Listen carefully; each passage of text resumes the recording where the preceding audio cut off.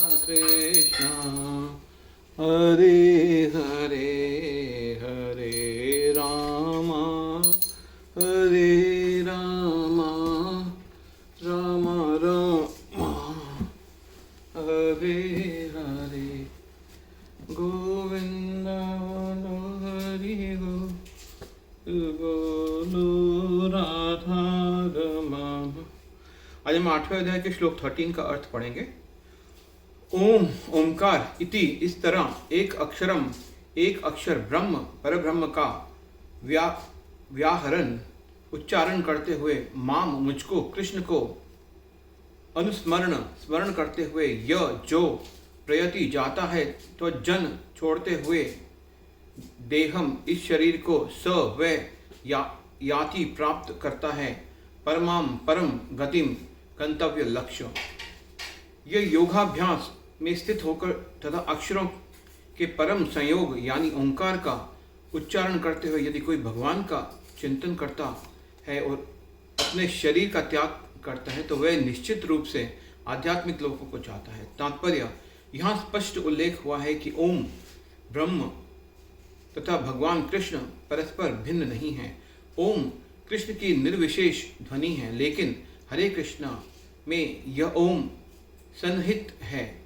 इस युग के लिए हरे कृष्ण मंत्र जप की स्पष्ट संस्तुति है। अतः यदि कोई हरे कृष्ण कृष्ण कृष्ण हरे हरे हरे राम राम राम हरे इस मंत्र का जप करते हुए शरीर त्यागता है तो वह अपने अभ्यास के गुणानुसार आध्यात्मिक लोकों में से किसी एक लोक को जाता है। कृष्ण के भक्त कृष्ण लोक या गोलोक वृंदावन को जाते हैं।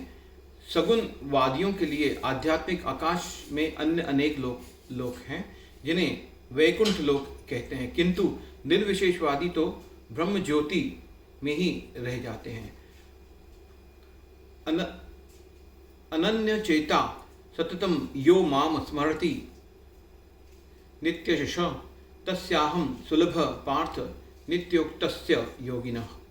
अनंत चेता अविचलित मन से सततम सदैव वे जो माम मुझ कृष्ण को स्मरण करता है नित्यश्च नियमित रूप से यस्य उस अहम मैं हूँ सुलभ सरलता से प्राप्य पार्थ हे पिता पुत्र नित्य नियमित रूप से युक्तस्य लगे हुए योगिना भक्त के लिए हे अर्जुन जो अनन्य भाव से निरंतर मेरा स्मरण करता है उसके लिए मैं सुलभ हूँ, क्योंकि वह मेरी भक्ति में प्रवृत्त रहता है। तात्पर्य इस श्लोक में उन निष्काम भक्तों द्वारा प्राप्तव्य अंतिम गंतव्य का वर्णन है जो भक्ति योग के द्वारा भगवान की सेवा करते हैं।